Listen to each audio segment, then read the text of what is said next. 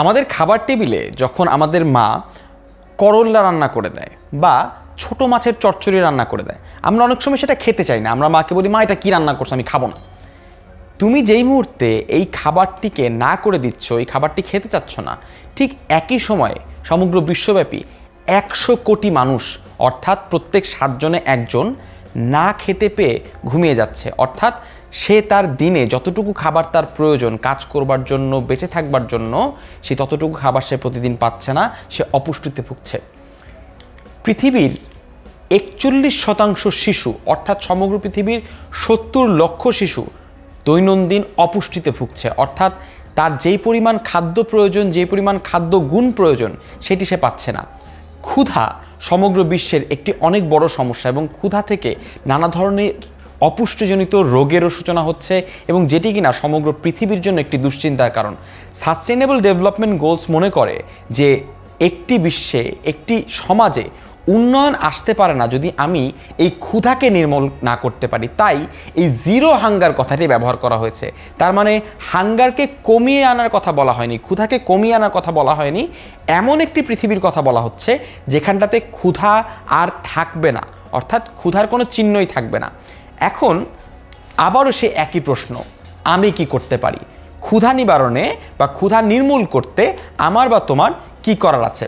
ক্ষুধার সমস্যাটির আমাদের থেকে একটু দূরে অবস্থান করে। আমরা যারা নিয়মিত খাদ্য পাই তারা ঠিক ক্ষুধার যে ধারণাটি, এটি খুব বেশি আত্মস্থ করতে পারি না। তাই আমরা প্রতিনিয়ত খাবারকে যেভাবে করে মূল্যায়ন করা প্রয়োজন, খাবারকে যেভাবে করে দেখা প্রয়োজন, সেভাবে করে কিন্তু দেখি না। তাই আমাদের দায়িত্ব জ্ঞানহীনতাও কিছুটা রয়েছে খাদ্যের প্রতি। চলো দেখে নিই আমরা এই ক্ষুধা নির্মূল করতে কি করতে পারি। প্রথম যে কাজটি আমরা করতে পারি তা হচ্ছে ডোন্ট ওয়েস্ট ফুড, অর্থাৎ খাবার নষ্ট করো না। সমগ্র পৃথিবীতে যত খাদ্য উৎপন্ন হয় এর 1/3 খাদ্য ফেলে দেওয়া হয়, অর্থাৎ সে খাবার খাওয়াই হয় না। কখনো কখনো ফসলের মাঠ থেকে সেটিকে ফেলে দেওয়া হয় বা নষ্ট হয়ে যায়, বা কখনো সেটিকে ট্রাকে করে শহরে নিতে নিতে সেটি পচে যায়, কখনো কখনো সুপার মার্কেটে সেটি রাখতে রাখতে নষ্ট হয়ে যায়, কখনো তোমার ফ্রিজে বসে বসে সেটি নষ্ট হয়ে যায়, কখনো তোমার প্লেটে আসার সময় বা রান্না করবার সময় সেটি নষ্ট হয়ে যায়।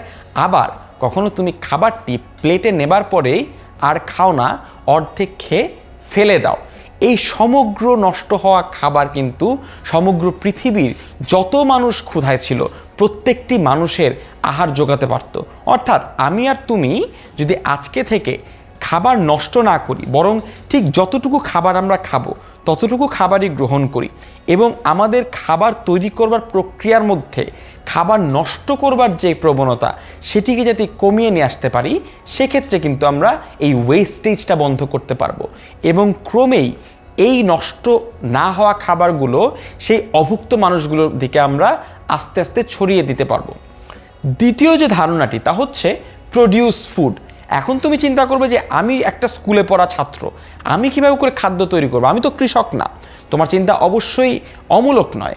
তোমার জন্য প্রথম যে পরামর্শ থাকবে তা হচ্ছে তোমার বাড়ির আঙিনায় যদি কোনো জায়গা থাকে যেখানটাতে তুমি গাছ লাগাতে পারো, আমার অনুরোধ হচ্ছে ফুল গাছ না লাগিয়ে তুমি একটা বড় ফল গাছ লাগাও বা একটা সবজি গাছ লাগাও, একটা লেবু গাছ, একটা মরিচ গাছ লাগাও।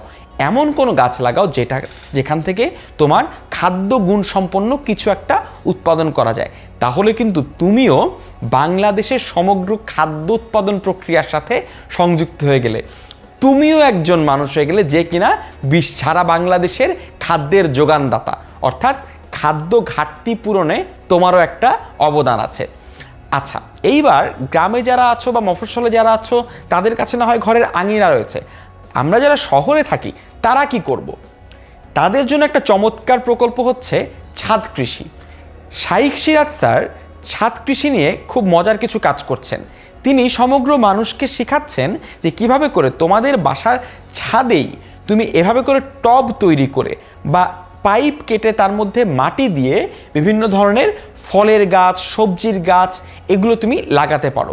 এগুলো দিয়ে তোমার সমগ্র পরিবারের আহার হয়ে যাবে তা আমি বলছি না, কিন্তু যেই পরিমাণ খাদ্য উৎপাদন হবে তুমি একবার চিন্তা করে দেখো যে ঢাকা শহরে কত কত বিল্ডিং আছে এবং কত কত বিল্ডিংয়ের কতগুলো ছাদ আছে, কতগুলো বারান্দা আছে, কতগুলো কার্নিশ আছে।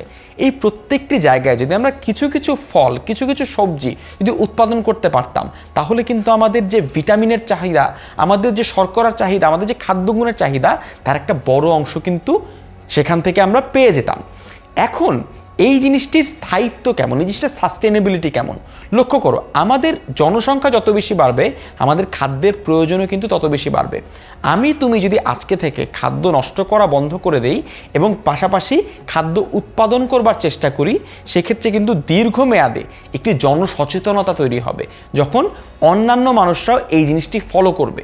এই জিনিসটি যদি তারা ফলো করা শুরু করে, তাহলে সমগ্র দেশে খাদ্যের নষ্ট হওয়া যেমন বন্ধ হবে, অন্যদিকে খাদ্যের উৎপাদনও বৃদ্ধি পাবে। সুতরাং দিন শেষে আমরা একটি টেকসই ব্যবস্থার দিকে যাব, যখন আমরা সমগ্র দেশের ক্ষুধা নির্মূল করতে সক্ষম হব।